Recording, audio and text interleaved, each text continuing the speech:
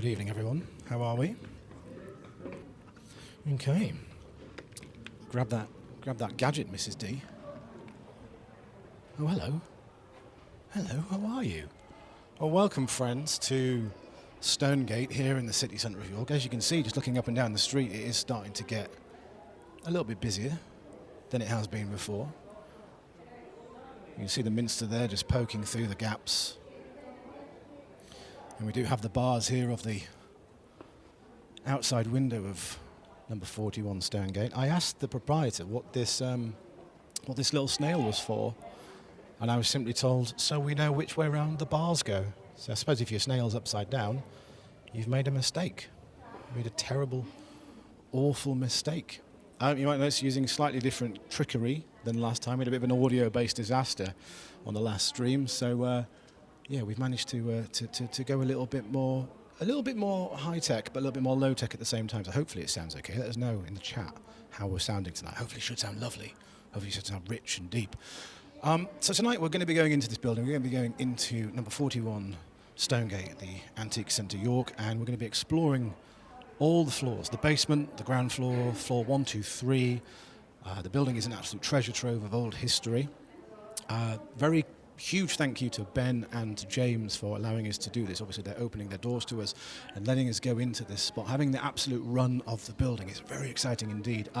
There are a couple of staff members lurking in here. They're not going to be getting involved. They're tucked away just doing bits and pieces tonight in an office on the second or third floor, I think it is. So we might hear them shuffling around. If you do hear any strange noises or odd thumps on the stream, don't panic. It's almost certainly them. When we make our way up through the building, we'll be talking about some of the hauntings here, some of the awful goings-on, some of the more immediate goings-on in this area as well. Of course, Stonegate, not far from here, is number 35, which was in one of these directions somewhere. We can't quite figure out. I think it's down in that direction there. So once we get out to a certain spot, we will figure out whereabouts it is. Where you going, Mrs. D? What you found? That way. It's that way. That's 39. That's not the direction we thought it was in. That's interesting. So there's a bit where we're going to get out onto a roof, and when we were out there, we were trying to figure out which way around it was, where the building actually led us to, but we were looking in the wrong direction. But you'll see that when we get to it in a little bit of time. So, yeah, a minute or so, and we're going to head into the building. Of course, Stonegate here makes your way up towards Minster Yard. Minster is, of course, down there. This way leads down towards Coney Street. Down towards Jamie Oliver's restaurant. I don't think that's there anymore, though. I think they've gone now, tragically. The train station is in this direction. If you carry on down to the street here and kind of curve yourself in that direction, it'll take you to the train station. Top of the road here, turn right, you go towards the Shambles. We're right in the middle of it all, But I think, what do you reckon? Shall we go in? Is it time to go in? Mm-hmm. Let's go in. Let's make our way through. So I'll let you go first. Thanks. That's quite all right. And then I'll close and lock the door behind us, because obviously we don't want any ne'er-do-wells getting into the building, do we? We don't want any ruffians sneaking into the place. Ooh, let me just lock this. There we go. Does that look locked to you? Are we securely in place? Secure. How's it looking all right, lighting-wise? Cool. So the first thing we're going to do is just have a little bit of wander around the space. And we're just going to sort of tell you a little bit about what it feels like to be in here. This is obviously a very strange thing to do, because it's late at night. We've been given the full run of the building. We've talked about this thing as if it's a paranormal investigation, which it is. We're going to talk about the hauntings that have happened here. We're going to talk about how the spaces feel, how they smell, really try and give you a first-hand experience of, virtually what it's like for you to be in here. During the day, this place is lovely. It's wide open, it's really bright, it's bustling, it's full of antiquities and fascinating items. Just here, straight out the gate, we've got a cabinet full of Roman items. We've got a cabinet here, medieval and Bronze Age. Some of this stuff, of course, dating back just remarkably. We have knife scabbards, old keys. Too many horses for Mrs. Deathley's liking. She's not a very big fan of horses at all. No, what we've asked them to do is to turn off all the overhead lights and leave the cabinets on for us. So the only sort of light we have in here is going to be the illumination coming off of the cabinets as we make our way through. So we're going to start off here. We're going to make our way down this space. We're going to give you a little bit of a wander around. So as soon as you walk in, you're hit by that vintage smell that's hard to describe, that kind of really satisfying, rich texture, that odour that you get from items that have lived, that have really been around for all this time here. Got little cabinets full of old watches, of jewellery. We've got the main tills here, where the counter where they work from. Quick little cheeky thing is I spotted this. Where has it gone? This item here. I'm a big fan of this one. When I was younger, my dad owned one of these brass aeroplanes, and it used to live in our fireplace. Not in the fireplace, by the side of the fireplace. And my younger brother once nearly hit me over the head with one of those. So if you're watching this, thanks for that. Didn't. He was caught by my mum, who kind of ran in and went, "No!" But I think the intent was there, which was a little bit concerning, truth be told. Towards the back room here, just up this little half landing, we've got this little room set up where we're going to be telling a story from tonight. We're going to be telling a short story, as I normally do during the Tales from the Fireplace episodes. We do the short reading of an old Victorian haunted story. Tonight, I've gone for a relatively well-known one. It's The Telltale Heart by Edgar Allan Poe. Good old Edgar Allan Poe. So we'll be making our way into what I've called the reading room a little bit later on. We've got a few lights set up here, so I'll be able to light myself up. I'll pop my little mic in the stand. I've got my little book here, True, Nervous, Very, Very Dreadfully Nervous I Had Been and Am. But that's to come a little bit later on. Let me just turn this off so the battery doesn't get too drained. And then, absolute rat warren that this place is. If we can, well, if you were to go round that way, that would take you back round to the reception desk. But we're going to go quickly down into the basement. Now, we're going to sort of move through these spaces quite quickly to start with. And then we're going to recap ourselves. You all right? You okay over there? Yeah, I didn't hesitate at all, did I? I'm just trying to think about... I'm trying not to think about where I am, really. Ideally, I'm just trying to think about, I'm not descending down a pitch black staircase into a room full of items from hundreds of years ago. We've got more... We've got Edwardian stuff here. Just in this cabinet, got Edwardian items. And then my favourite item that I've spotted so far is this ceramic Orville money box. Who remembers Orville? I wish I could fly right up to the sky, but I can't. You can. I can't. That's one for the slightly older people in the audience, like myself. Around here, there are decommissioned pistols. There's a cabinet full of wonderful toys, which I got very excited about, I won't lie. If you've got items that you want to sell, if you're based around York and you're perhaps a bit of an antiques dealer yourself, I should plug them because I'm letting you use the space. I'm available. Want to rent me? We are York's largest and busiest antiques, jewellery and collectors centre. To join us, please email accounts@theantiquecenteryork.co.uk. So there you go. You can actually rent a cabinet and put your items in, which is fantastic, which, of course, Ben does. Ben, who has let us in the space tonight, he's on the second floor, I believe. This is his cabinet here. He's gone for, obviously, kind of similar branding, where, the odd, the bizarre, kangaroo skull, with facial deformity. Black bear, muskrat, mallard, crow, magpie, labrador, badger, parrot, African grey. Incredible. I think I'm going to say tonight, my favourite room. I just love this room as well. This is fantastic. This is an old room full of vintage clothing, vintage books. I think it smells like it's been flooded. It's got evidence. I think this may have been slightly underwater at some points. I don't like it in here. You get a weird vibe from this one, don't you? Yeah, I know what you mean. This has got like a... Close. It's very close, Like yeah. being, It feels closed in on. Feels a little bit oppressive, doesn't it? A bit oppressive. Now, I'm not a clairvoyant. I'm not a medium. I don't claim to be anything like that. I'm a historian. I'm a storyteller, and I love stories about ghosts, and that's what I'm here to do tonight. I'm not here to walk around and I'll tell you how I feel personally in each room. I'll tell you how the rooms smell. It smells a little bit damp. It smells a bit like our office, to be honest, which is, again, it's a basement office that we have. And it's got that smell. It's got a dehumidifier. It's very dry in here, but it's got that smell that it has been flooded at some point. We've got actual old World War jackets here. RASC. Anyone know what that one means? Let us know in the comments. Lovely old vintage dresses. And then it's a little bit tragic, I think. There's a little mink there. Just having a little bit of a weird time about it. But the lighting in here is great. Obviously, normally when we're out doing our streams, we're at the mercy of the sun, and it's got a bit of a theatricality about it. Hopefully it might look a little bit cinematic, maybe. Who knows? We'll find out. It's going to get darker as the night goes on. There's a giant glass window as we make our way up here. And this will take us back round to the very first spot that we came into. So, yeah, we'll make our way up and around back towards the Romans. I see, it's like it is an actual maze. Like you go around one corner and you're somewhere else. Mrs. Deathley's got lost in here a few times, haven't you? Yes. A couple of times I was like, I'll meet you here. And then I went down some stairs and I came back and we turned around. Hello.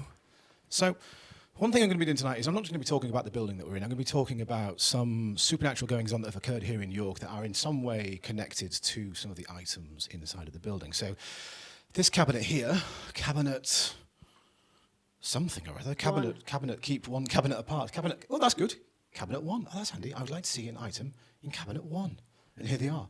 It's full of Roman items. So if you don't know, York is a very huge part of Roman history. Dating back to 71 AD, and the Romans arrived, they built a big fortress known as Iberacum, and that has kind of made York the city that it is today. The shape of the city walls are built on top of the old fortifications and whatnot, and there's a wonderful ghost story from 1953.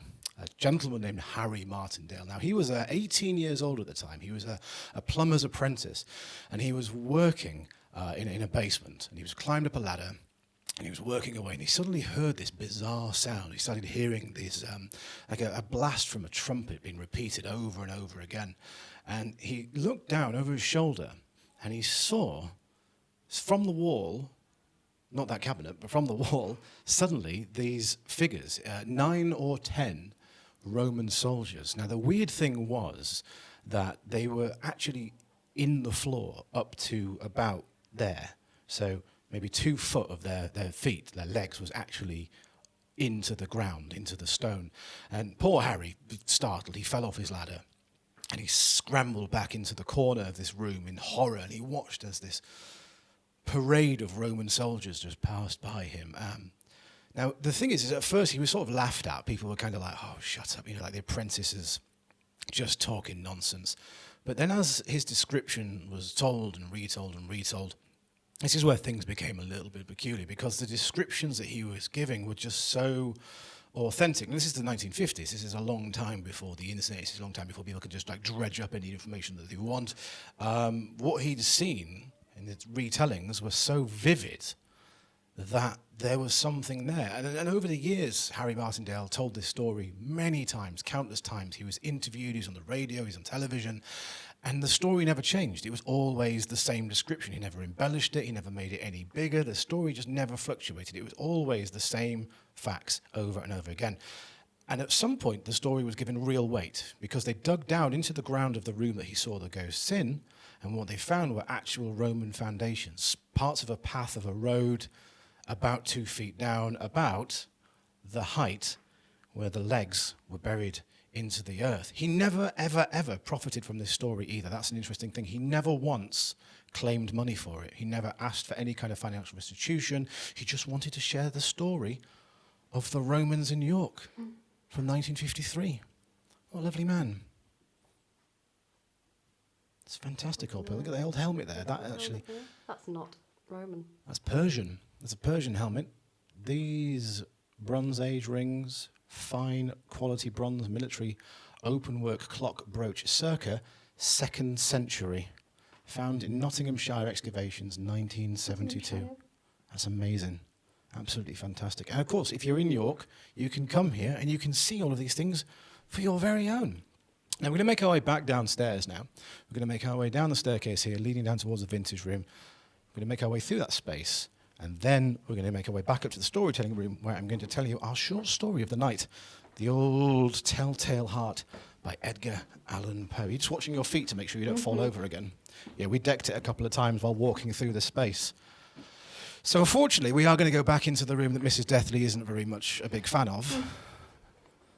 So what is it about this room that you don't like? I just feel like it's really close. I feel like it's pushing in on me a little bit. I guess because we're underground, but yeah. Like a pressure, almost, pushing down on you. I know what you mean, actually. It's very... I mean, maybe because everything's quite tall, it's quite claustrophobic. Mm-hmm. It feels like there's no air. It's very much... That's an interesting thing, how every single room has a different atmosphere to it. Yeah. Do you know what I mean? Like upstairs where we just were feels, it's quite humid because it's a very humid time at the moment. But down here, it feels like I'm in the tropics. You know, I feel like I've just got off an airplane in Tenerife. It's very, very warm. Now, this lovely old space is full of what I suppose you would call vintage. It's all items 50s, 60s, 70s, earlier. Wonderful old jewellery, brooches, sewing patterns down at the bottom. Oh, Mrs. Deathley, you'd have a great time with those. Oh, that's it, we've lost her. Oh, don't tell my mum. She's lost the bank balance. That's going to go. And you've got these lovely old... Look at this. Look at this. Oh, wow. How beautiful is that? Oh, my goodness, so many of them. What is it? This is... Let me see if I can find some on the tag there. This is Horse Guards Cavalry. Why can't I read? Horse Guards Cavalry Greatcoat. £78, a bargain. So it says here... Oh, there you go, got the information at the back. So, Corporal Riddler, 25001387. That's really cool. That's very cool. 178 height, 100 centimetre chest. So, a little shorter than me. I'm 183 centimetres, so 7 centimetres shorter than me. What's... That would look really good on you, does it? Do you reckon? I don't know if I should put it on. It feels a bit disrespectful to pop it on just for a little bit of a fashion show. Maybe I'll come down on my own this week. Have a little bit of a go. But you're right, there's a very odd sensation here, which now, we know this for a fact. We know that there is one ghostly story attached to this space, okay? We know there is one singular story that has been handed down over history that happened here, a very tragic death that took place a long time ago. We'll be talking about it right at the end of the night. It's the one ghost that is verified. Ghost tours in York talk about it. I'll be talking about it on my live tour. I'll be hitting outside this spot around about 8:15, 8:20 each night, and I'll be talking about the ghost happened here because it's such a good story. It's one that's it's shared by other ghost tour guides. Now, as far as I'm aware, nothing unpleasant has happened down here. What have you found? Are you just filming the mink snout again? The little mink. A lovely little mink snout. Well, that's nice. I feel like he didn't die in vain if I'm just... If you're appreciating him. Yeah. So through here, we have more cabinets full. Oh, suddenly I become very... I don't like that staircase. Look at the state of that. We have to go up that in a minute. Do you know when you're doing something and you're thinking, maybe this was a terrible idea? Well, it's too late to stop now, isn't it? Do you know, I haven't been fazed by this place at all. This is like the third time I visited, and obviously now we're here and we're talking about it as it happens. And for the first time ever, I felt myself then sort of catch myself a little bit. My mouth's gone a little bit dry, to be honest. I'm not a big fan of. Let me just compose myself while you enjoy some.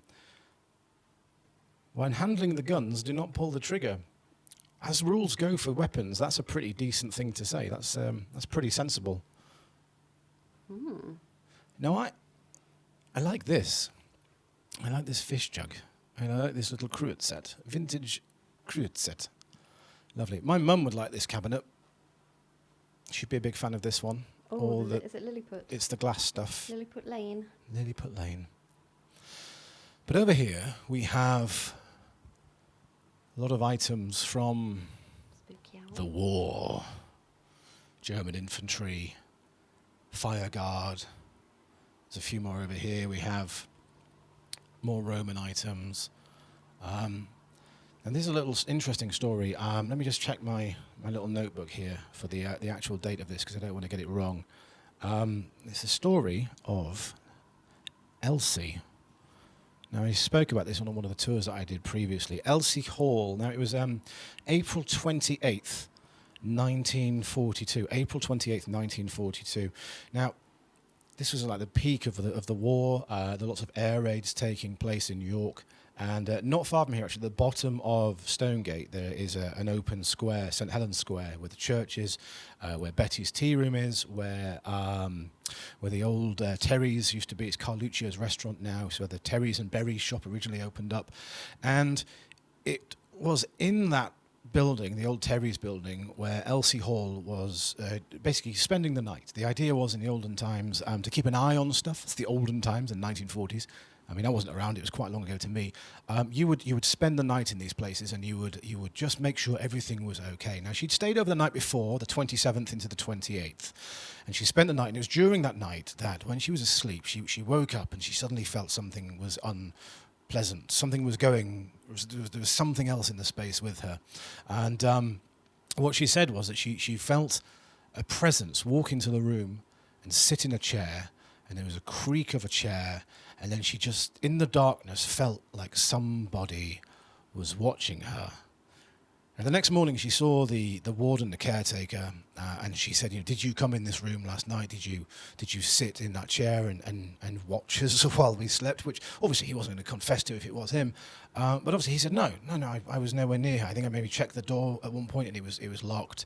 But then he asked if she would be willing to spend the next night. Now, it wasn't really heard of. You normally do one. Sometimes you would do two, but not often.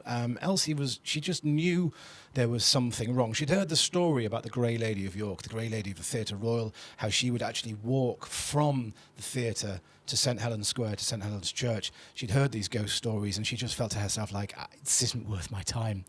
She went home, and that very night, over the 28th of April to the 29th of April, around 2 o'clock in the morning, 40 German bombers came over York, and they were strafing the streets with machine gun fire. They were dropping bombs. Large portions of Coney Street were levelled just round the corner from where that building once was.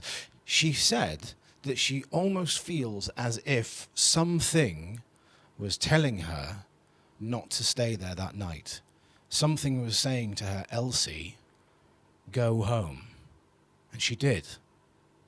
And she avoided catastrophe. So, not all spirits are in it for the bad stuff. And World War II, German brooch, infantry assault badge, no maker mark, 1938, 1944. It's incredible. It's just decades of history on shelves. There's a little dehumidifier here, doing the Lord's work, trying to dry out the room as best as it can. There's the staircase.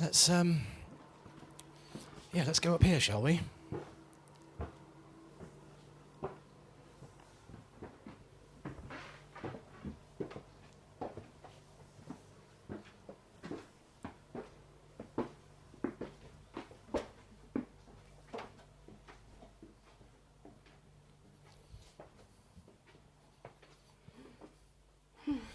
Hello! So sorry, I couldn't resist it. So we're back now in the little storytelling room, and we're just going to have to do a little bit of shuffling while we get these things set up, make sure everything's okay. How's that looking? A little hand there. Back. There you go. Got it? Thank you. And if you want to turn the little guys on. Ooh. And I'm just going to put my little windows on. How's that look? Ooh. Here we go. So this is a very short story. It'd be about 5 minutes long. I just thought it'd be nice to break the night up with something. This story is called The Telltale Heart by Edgar Allan Poe. Probably familiar to most of you from The Simpsons. So enjoy. Ooh, air conditioning came on at exactly the right time there for atmospheric noise. Let me just get that out of the way so I can see. Ooh, live theatre. True. Nervous. Very, very dreadfully nervous I had been and am, but why will you say that I am mad? The disease had sharpened my senses, not destroyed, not dulled them. Above all was the sense of acute hearing. I heard all things in the heaven and in the earth. I heard many things in hell. How then am I mad? Hearken and observe how healthily, how calmly I can tell you the whole story. It is impossible to say how first the idea entered my brain, but once conceived, it haunted me day and night. Object, there was none. Passion, there was none. I loved the old man. He never had wronged me. He had never given me insult. For his gold, I had no desire. I think it was his eye. Yes, it was this. He had the eye of a vulture, a pale blue eye with a film over it. Whenever it fell upon me, my blood ran cold, and so by degrees, very gradually, I made up my mind to take the life of the old man, and thus rid myself of the eye forever. Now this is the point. You fancy me mad. Madmen know nothing. But you should have seen me. You should have seen how wisely I proceeded, with caution, with the foresight, with what dissimulation I went to work. I was never kinder to the old man than during the whole week before I killed him. And every night, about midnight, I turned the latch of his door and opened it, oh, so gently. And then when I had made an opening sufficient for my head, I put in a dark lantern, all closed that no light shone out, and then I thrust in my head. Oh, you would have laughed to see how cunningly I thrust it in. I moved it slowly, very, very slowly, so that I may not disturb the old man's sleep. It took me an hour to place my whole head within the opening, so far that I could see him as he lay upon his bed. Would a madman have been so wise to do this? And then, when my head was well in the room, I undid the lantern cautiously, oh, so cautiously, for the hinges creaked, and I undid it so much that a single thin ray fell upon the vulture eye. And this I did for 7 long nights, every night just at midnight, but I found the eye always closed. And so it was impossible to do the work, for it was not the old man who vexed me, but his evil eye. And every morning when I woke, I went boldly into the chamber and spoke courageously to him, calling him by name in a hearty tone and inquiring how he has passed the night. So you see, he would have been a very profound old man indeed to suspect that every night, just at 12, I looked in upon him while he slept. Upon the 8th night, I was more than usually cautious in opening the door. A watch's minute hand moves more quickly than did mine. Never before that night had I felt the extent of my own powers, of my sagacity. I could scarcely contain my feelings of triumph. To think that there I was, opening the door little by little, and he not even to dream of my secret deeds or thoughts. I fairly chuckled at the idea, and perhaps he heard me, for he moved on the bed suddenly as if startled. Now you may think that I drew back, but no. His room was as black as pitch, with a thick darkness, for the shutters were closed, fastened, through fear of robbers, and so I knew he could not see the opening of the door, and I kept pushing on it steadily. I had my head in, and was about to open the lantern when my thumb slipped upon the tin fastening. The old man sprang up in bed, crying out, "Who's there?" I kept quite still and said nothing. For a whole hour I did not move a muscle. And in the meantime, I did not hear him lie down. He was just sitting up in the bed listening, just as I had done, night after night, hearkening to the death watches in the wall. Presently I heard a slight groan, and I knew it was not but anything more than the groan of mortal terror. It was not the groan of pain or grief. Oh no, it was the low, stifled sound that arises from the bottom of the soul when overcharged with awe. I knew the sound well. Many a night just at midnight when all the world slept, it has welled up from my own bosom, deepening with its dreadful echo the terrors that distracted me. I say I knew it well. I knew what the old man felt and pitied him. Although I chuckled at heart, I knew that he had been lying awake ever since the first slight noise when he had turned in his bed. His fears had been since ever growing upon him. He had not been trying to fancy them causeless. He had been saying to himself, "It's nothing but the wind in the chimney. It's only a mouse crossing the floor. It's merely a cricket which has made a single chirp." Yes, he had been trying to comfort himself for these suppositions, but he had found all in vain, because death, in approaching him, had stalked with his black shadow before him and enveloped the victim. And it was this mournful influence of the unperceived shadow that caused him to feel, although he never saw nor heard, to feel my presence of head within the room. When I had waited a long time very patiently without hearing him lie down, I resolved to open a very, very little crevice in the lantern. So I opened it, you cannot imagine how stealthily, until at length a simple dim ray, like the thread of a spider, shot from the crevice and fell upon the vulture eye. It was open, wide open, and I grew furious. I gazed upon it. I saw it with perfect distinctness, all a dulled blue with a hideous veil over it that chilled the very marrow in my bones. But I could see nothing else of the old man's face or person, for I had directed the ray as if by instinct, precisely upon that damned spot. And have I not told you that what you mistake for madness is but over-acuteness of the sense?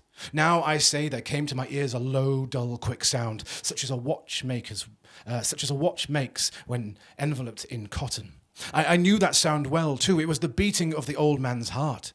It increased my fury, as if the beating of a drum stimulates a soldier into charge. But even yet, I refrained and I kept still.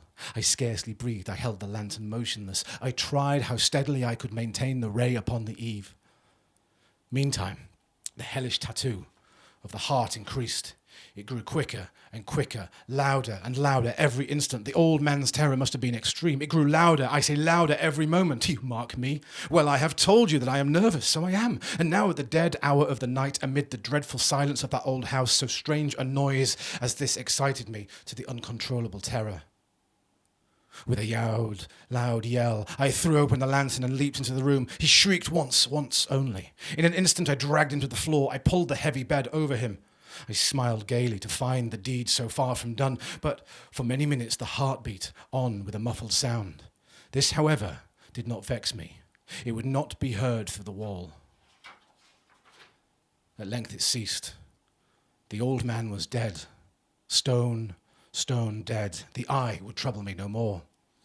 If you still think me mad, you will think so no longer when I describe the wise precautions I took for concealment of the body. First of all, I dismembered the corpse. I cut off the head and the arms and the legs, and I took up 3 planks from the flooring of the chamber and deposited all between the scantlings. Then I replaced the boards so cleverly, so cunningly, that no human eye could have detected any wrong. There was nothing to wash out, no stain of blood. I had been too wary for that. A tub had caught all. Now, when I made an end of these labours, it was 4 o'clock, still dark as midnight. Suddenly, there was a knocking at the street door. I went down to open it with a light heart, for what had I to fear? 3 men entered, introduced themselves with perfect suavity as officers of the police. A shriek had been heard by a neighbour during the night. Suspicion of foul play had been aroused. Information had been lodged at the police office, and they had been sent to search the premises. I led them at length to this chamber. I showed them the treasures, the scene undisturbed, and in the enthusiasm of my confidence, I brought chairs into the room and desired them to sit and rest from their fatigues, to sit upon the very spot of the corpse of the victim. The officers were satisfied. My manner had convinced them I was singularly at ease. They sat, and I answered cheerfully. They chatted of familiar things, but ere long I felt myself getting pale and wished them gone. My head ached. The ringing became more distinct. It continued and became more and more distinct. I talked freely to get rid of the feeling, but it continued and gained until, at length, I found the noise was not within my ears. No doubt I now grew pale. I talked more fluently and with a heightened voice, yet the sound increased, and what could I do? It was a low, dull, quick sound, much like a sound of a watch makes when smothered in cotton. I gasped for breath, and yet the officers heard it not. I talked more quickly, more vehemently, but the noise increased. I arose and argued about trifles in a high key with violent gesticulations, but the noise steadily increased. Why would they not be gone? I paced the floor to and fro with heavy strides, as if excited to fury by the observations of the men, but the noise steadily increased. What could I do? I foamed, I raved, I swore, I swung the chair upon that which I had been sitting and grated it upon the boards, but the noise arose over all and continually increased. It grew louder, and still the men chatted pleasantly and smiled. Was it possible they heard not? No, they heard. They suspected, they knew. They were making a mockery of my horror. This I thought, and this I think. Anything was better than the agony. Anything was more tolerable than this derision. I could feel the hypocritical smiles no longer. I felt that I must scream or die. Villains, I shrieked, dissemble no more. I admit the deed. Tear up the planks. Here is the beating of his hideous heart. Ooh. So not necessarily one of the most frightening stories, but the writing in it is just so wonderfully beautiful. But anyway, let's carry on with our little exploration of the building. If you want to pop yourself off the tripod, Mrs. D. I hope you enjoyed that. That was quite wonderful, I think. I was really, I've not read that one in a long time there. So do you want to give me a little hand? Yes, please. Okay, let me just give it the old... you got it? Yeah. Lovely. Let me just... I'm just going to leave these here. A bit... Oh, that's close. Lovely bloody notebook as well. Oh, that's my glasses on the floor. Oh, smashing everything. Oh, I'm sure they're fine. They'll be. I'll go back and check later on. So there you go. That was a Telltale Heart by Edgar Allan Poe. I do hope you've enjoyed it. I mean, maybe you're like, oh, I wanted to watch him do spooky things and paranormal investigations and whatnot, and we're gonna ramp up into that now. I just thought it'd be nice to do a little bit of a break. Plus, I like reading stories to you. You know, I like telling you lovely old stories. So we're going to go through this next section fairly quickly. We're going to make our way up the staircase here onto the first floor, through towards these lovely cabinets here, which feature these lovely old cameras. Can I just... Oh, and that's the first floor. And as you can see, there's more to go. Vertigo. More to go, vertigo. Lovely old cameras there. This room's quite empty at the moment, obviously for social distancing. They're spacing out. They have many seats going on. Antique centre sign. Just in case you don't believe us as to where we are, there's the antique centre sign right there. Lovely stuff. And then we'll make our way around through the cafe. It's very jiggly, this floor. It's very jiggly, isn't it? Some lovely cabinets in here. Cleaning in progress. Cakes aplenty. And then this is it's a bit of a dead end through here actually. So, just get that out of the way. There's a weird door with no handle on. We're not allowed in that room. And then the toilets, out of order. You're out of order. I'm out of order. Then we're going to quickly, a staircase there, which takes us back onto the first floor. So underneath us at the moment is where I just read you the Telltale Heart. Now, It's like a maze. this is, I would say, the most normal feeling part of the building. It doesn't have it feels very bright and it's open and it's modern. Maybe it's the cake that brings joy. I don't know. Maybe you see the cakes in the cabinets and it brings about a sense of peace. Who knows? And then we're going to quickly just bean it up the stairs. Dorian, wait. Come on. Up the staircase. I mentioned earlier on there's a couple of staff. Getting a bit dark now, actually. Just bear with me a second. There we go. So there's a couple of staff members working in that room there. They very politely tucked themselves away for the night. But we're going to go through here. And this bit of CCTV. Oh, actually, if you look there, you can see some of the buildings. So we have here, we've got some cabinets, a couple of places where they're actually basement stairs. That's the room we did the reading in. Got the drawing room, desk, front door, basement, cab, desk, desk, cafe we just came through, the strip, cafe counter, Bond Street, dressing room. So I suppose you can sit in here like an eye in the sky and just keep an eye on everything. And then, oh, hello. We'll be coming out here. Oh, this is nice. We'll be coming out here in a few moments' time to talk about this area. But there you go, quickly. Very good, very good. Let's make our way back downstairs before we get closed out into the wilds. It's such an interesting old building, isn't it? Like every time you go round a corner, there's something else. Oh, what's it? There we go. Every time you think you know where you are, and then you're not. It's all very, very discombobulating. Make our way down the stairs.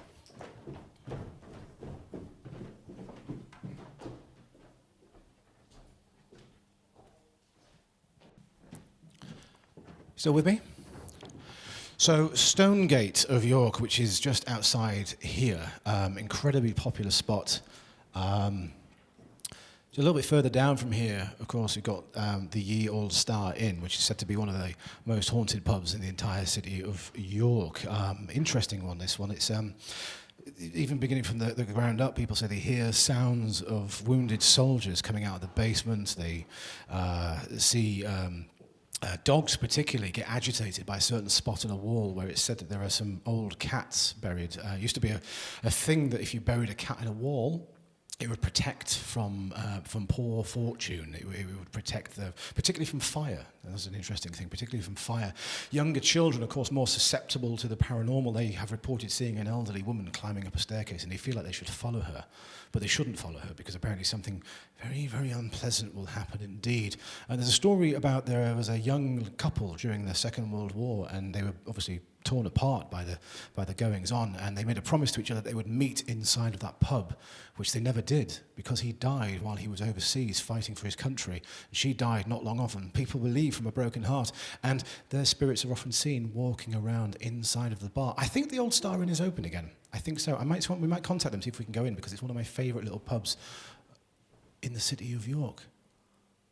There we go. And you can see the old-fashioned houses just over the street there. Of course, there was a point when this house that we're currently in was owned by a doctor, a very wealthy doctor. He lived here with his young family, and there would, of course, be neighbours to the people that lived over there, and we're going to talk about them a little bit later on. Now, we're going to make our way through into the cafe space now, which is not, like I say, it's not the most haunted space. It hasn't got a... I just want to show you this. What's that? What you found? Spooky window. A spooky window. Oh, hang on. Let me see if I can... Where is that? Hello? Stairs window. How weird is that? I didn't notice that. That's so strange. Hello, Mrs. D. Hello, friends. Oh, weirdness. Good spot. Good spot. And these old cameras here, of course. William Etty was one of the first people in York to take a photograph. His tomb is actually in the museum gardens. There's an entire stone there to remember him. There's a small statue, of course, near Bootham. Now we're going to go around. Again, not the most. This feels very pleasant. This is by far the most pleasant feeling part of the building. I feel Manacles. Which is odd because there's some farming implements down there which. Slightly horrendous. Oh, that's an interesting... Yeah, when we looked around this place for the first time, Ben, one of the guys that works here, the guy that's currently in the building, he actually said to us, there are items in this building that may have killed people, which I did not like at all. I didn't like. You got this... I love these old lamps here. The older station lamps. Mm. Oh, very tempted by this one. Let's see, what's the price tag on it? Oh, worth it, but a little bit beyond my budget, unfortunately. And we got... my favourite shelf, it's a shelf full of knobs. Would you look at all of those knobs? What an absolute... Oh, I like this one. We should get this one for the house. Lovely flower. A knob with a flower in. Who doesn't like a good knob, a good flower shoved into a knob? I'm so sorry. I can't stop. Over here, Mrs. Deathley. This sign, I want this for our bathroom. Come over here. Bear. Warning, bears. And then I love this. Cuts of English beef. Neck, chuck and blade, forerib, sirloin, rump, silver side and top side, thin rib, and my favourite part of a cow, shin. A delicious shin. But yeah, going back to obviously the paranormal side of it, this whole space has got a very positive feeling to it. It's got a real nice vibe. It's an open space, so I would have been interested to know what this used to be. It was owned by a single family, the doctor that used to live here. Maybe it was a few properties. It's a very hard building to find out what it was about. Ogden's Midnight Flake. The what? Ogden's Midnight Flake. Ogden's Midnight Flakes. But yeah, the sort of, it's got a bit of an odd vibe to it. And then you encounter this. So we're going to go nice and quick. Are you up for some challenge anchoring? Oh. Come on. This is just to show you how much of an absolute maze this place is. We go that way. There's the front door. Come on. Hello. Around this way. And then we're going up onto a brand new floor. A brand new floor. This is the second floor. So we are now basement, ground floor, first floor, third floor. So we're nearing the end of it. Getting those steps in. I like this. What you found? Oh, yes, suddenly the wallpaper changes, which is great. Like it just... Private staff only. Haha, we're breaking all the rules. So obviously this is the bit you're not allowed in. If you visit the antique centre, this is the bit you're not allowed in, and for good reason, because... so our breath as we make our way through here. We're making our way outside onto the roof. Now, I suppose, Mrs. Death, it might make sense if you just sort of hover up here, just to make sure the door doesn't close. I'm just going to pop my things down here. Now, what you'll see here surrounding us are the old tenement houses. You've got the old houses just over there. It might be a bit windy, I apologise. I can hear the chatter from a beer garden nearby. 35 Stonegate would have been over in that direction somewhere. It's quite difficult to know which one it is. I'm going to try and find. I'm going to be a human wind cut. So the 35 Stonegate, of course, was known as one of the most haunted houses in the entire country. And for a small period of time, from 1999, it was actually called Haunted York. And you could go in there, you could perform seances. There was a room at the top where there were Ouija boards. Derek Acorah's Ghost Town was a TV show that actually popped up in there. Good old Derek Acorah's Ghost Town. I don't remember that one. I don't remember ghost towns.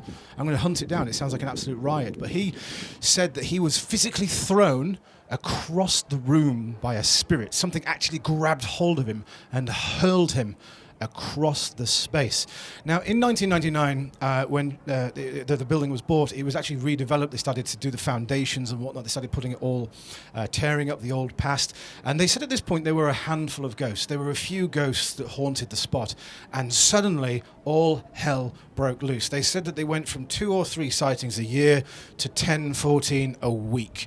Spirits were just pouring into the place. A particular one was a gentleman known as Tall Tom, because he was called Tom, apparently, a few clairvoyants reported, and he was a very tall man, dressed entirely head to toe in black, and he wore a big black hat. Apparently not a very angry, not a very happy man, I should say, very unhappy man indeed. Now he haunts that building today. Unfortunately, 35 Stonegate is closed down, and it must be in there somewhere. I'm not even sure where it stands at the moment. I'm not even sure if it got demolished. I know it got shut down because, unfortunately, it wasn't quite as popular as it once was, which is a shame because it's a lovely old building. I'm gonna research it. I'm gonna try my very hardest to find out if it's still around and if we can even get access to it. Now, this is a great view because I think you have here this just the open. If you're a Discworld fan, it's got that kind of Ankh-Morporkian flavour to it. You know, you can almost imagine seeing someone from the Assassin's Guild just bouncing along the chimney stacks there. There's a massive pigeon. You might not be able to see him just next to that antenna there in the distance. I'm going to try and light him up. I can't tell if he's a real pigeon or not. Right there, can you see? I can't tell if it's a fake pigeon or not. It's not reacting to... So I love the idea that someone... Right, there's 3 options here, ladies and gentlemen. Right, it's either a pigeon that doesn't care in the slightest about what's going on. Number 2, it's a fake pigeon and someone has taken the time to affix a fake pigeon to their chimney stack. Or number 3, the pigeon has died and rigor mortis has set in and it's not moving in the slightest. That is... Is it a pigeon? It's a pigeon, and I'll hear no way otherwise. Do you want to make your way through? I'll close the door behind us. It's a bit chatty out here. Little bit chatty. Ooh. Just make sure that's closed properly. There we go. Ooh, I really want to see something creepy on there. Where? I don't know, I just really want to see something. Something lurking in there. A little glistening. I think it's just a cobweb in front of the... That's where we were sitting. Yeah, that's just a cobweb where we did that. That's where we read the story from. It's just a cobweb in there, I think, moving around. When something moves on the screens, you get this little red symbol of a man walking, and I've been all night. I've been walking past it, thinking I really want to see a little red symbol of something walking around on there, but unfortunately, nothing yet. That's a shame. Upstairs, then, yeah. Top floor. On we go. Do you want to lead the charge? Mm-hmm. Okay, off you go. Good luck. Oh, Oh, that's creepy.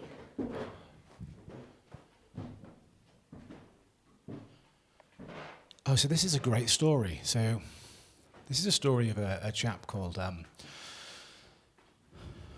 Declan Doyle, who was 59 back in 2018, and he's a cobbler who works on Church Street, not very far from here. He's a good friend of James, who owns the Antique Centre. James is a huge supporter of independent businesses, which I'm kind of thinking is maybe why he's agreed to let us in here. And he actually got up one night and he fell down some stairs and he broke his neck. I think that's right. I think he broke his neck. Really injured himself anyway. Yeah, he did, breaking his neck and 3 vertebrae. He spent 3 months in hospital, was forced to close his shop. He spent 5 weeks in a halo brace in Nottingham. Now, he went back to work. For a long time, the cobblers was closed and people were very sad to see that go, because it's this lovely little shop just tucked away on Church Street. And one day the lights were back on, and local businesses supported him. There was the sweet shop nearby, just over the road from him. They were like bringing him food and things to drink and stuff. And there's photos of him here, literally stood behind the counter. Look at him with a neck brace on. What a trooper! Can you see that? Is it? Yeah. I mean, I stubbed my toe when I'm in bed for a week. Now we're coming up onto the top floor now. If you look straight up, you can see. Whoa. Obviously quite a recently added light, but obviously this would have been open at some point, I'm imagining, so people could see the stars. And you've got the old little window there behind you. And we're really getting into the nitty-gritty, the dark of it all now. Now, this is the area, I believe, where the saddest story, you're right, took place. I believe there's a little toilet just through here. It's got an old sealed off bathtub in there. There you go. Again, we've got some very old fashioned wallpaper. And you can see there it's starting to separate and split up in the corner from time really. Cobwebs, classical cobwebs. Where does that lead? There. So if I just squeeze my way in, what we've got here, there's a panel there. Oh God, there's a tiny door. No. Whoa, I don't like that. Where does that even lead to? I don't think I like that at all. I might need to use that toilet in a second. Now through here, on the left, I think this is just a little storeroom. Oh, can we just take a minute to appreciate the shadows on the stairs there? Of course.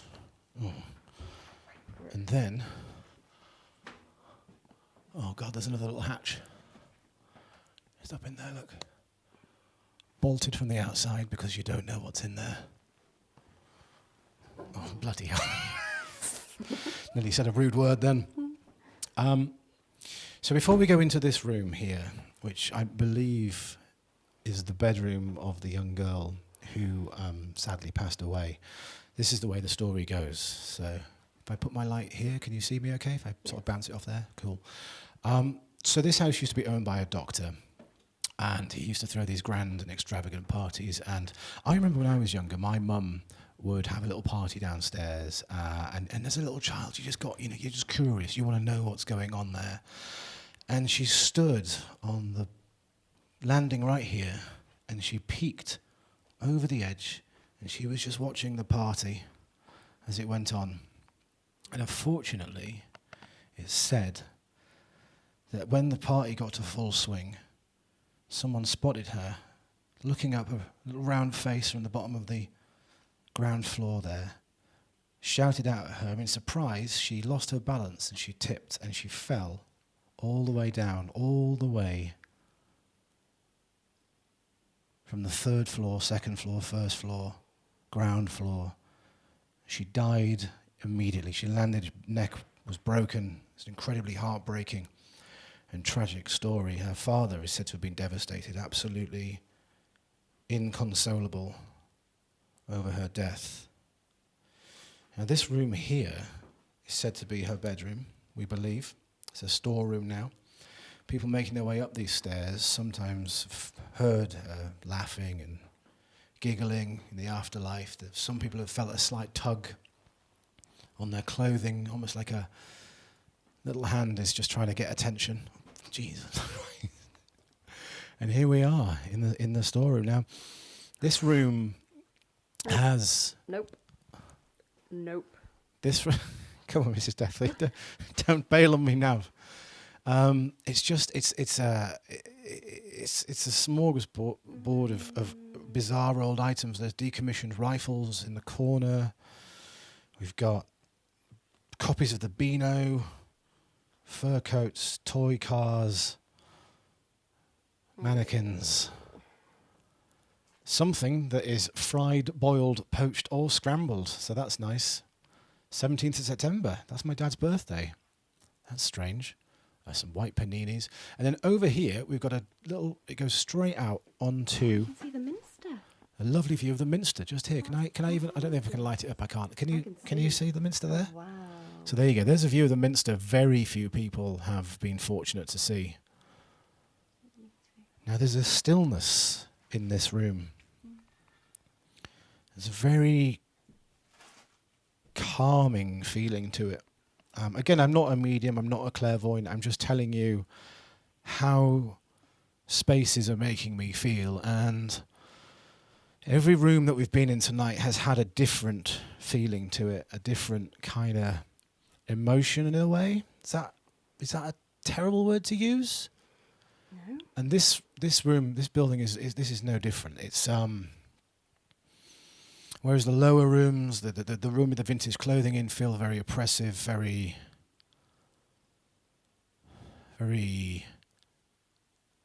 pressure. Quiet. Listen, I mean, let's just.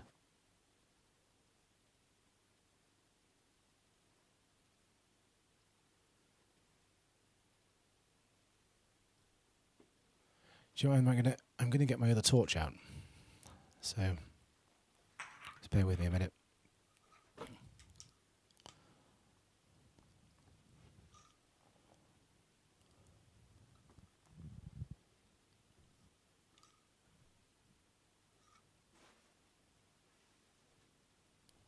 Yeah, it's strange. There's definitely there's a quietness. Oh. With all of those little hatches up there. I don't like a ceiling hatch. Do you know what I mean? When I was growing up, my bedroom had a little ceiling hatch in it, and I didn't like it at all, not one bit. We're so high. Yeah, we are. They're very, this is the thing. A lot of people don't realise how tall York is for a city that's this old as well. Be careful there, Mrs. D. Don't damage yourself.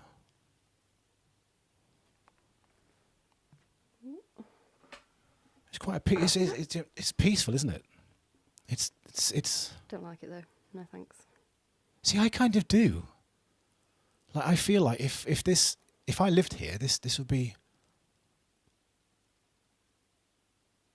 I can't remember the last time it was this quiet anywhere. Like, I can't remember. Like, it's hard to explain. Like, it's. I mean, my teeth must look ridiculous at this point, but it's strange. Like, let's leave her be. Let's leave her be. Don't leave me with no light. There you go. Thank you. Sorry about that. Whew, so there we go. So we're gonna make our way back down the building. We're gonna just have a little bit of a wander around, say goodbye to the place for allowing us to get in here.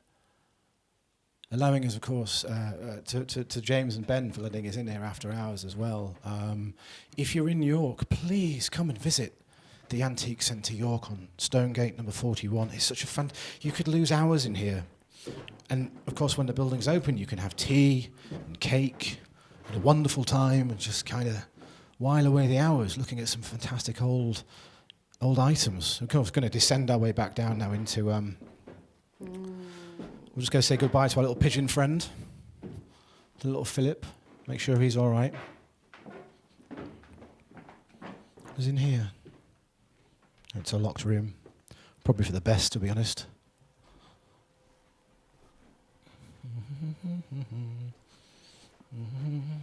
Oh, hooked myself up.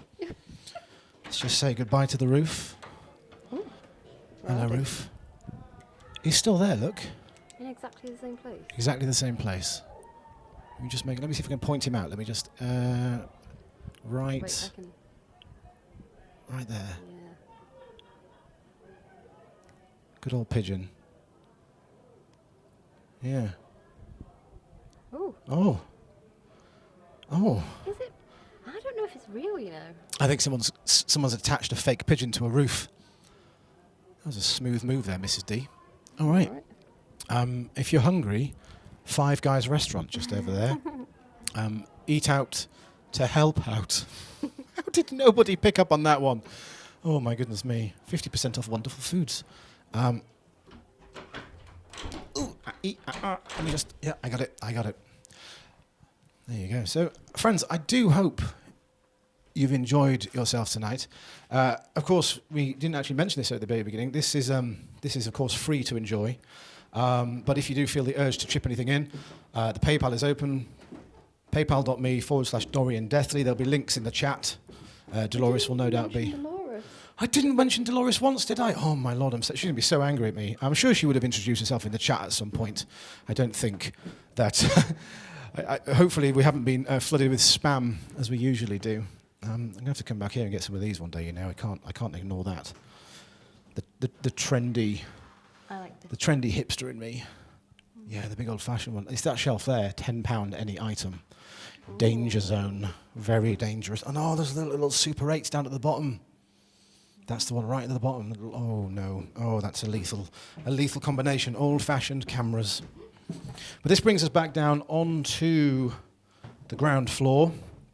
We'll just make our way through one final time. Oh. And this has gone quiet as well, actually. There's a sort of peacefulness here as well, which is... No, thank you. No, oh my god, that made me shiver.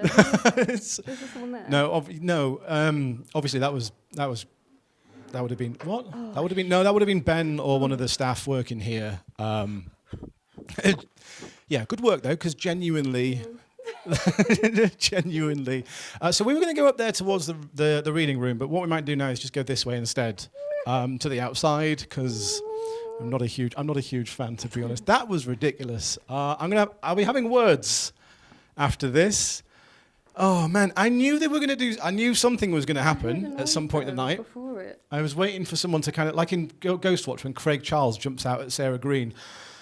That was well played. Beautiful. So we're back at the Roman times now, into the street there. Thank you very much for joining us, everybody. I do hope you've enjoyed this. Do join me for a live tour. This is a first of hopefully many of these explorations of some sites. We are going to be doing a few haunted stream tours now and again out in the city of York, but not as many as we've been doing in the past, because obviously we want people to come to York and experience and enjoy and love the city in person. So, yeah, I think that'll do it. PayPal.me/Dorian Deathly. Share the page. We're coming up on like 3,000 likes-ish. Maybe we've gone over 3,000 likes as this has been happening. Who knows? But, we're going to unlock this and go out into the great wide beyond. Do you want me to come around and turn that off for you? Yes, please. Very good. Thanks, guys. Thanks. Wait. Say goodbye. Let me do my bye. That's right up your nostrils. Right up the nostrils.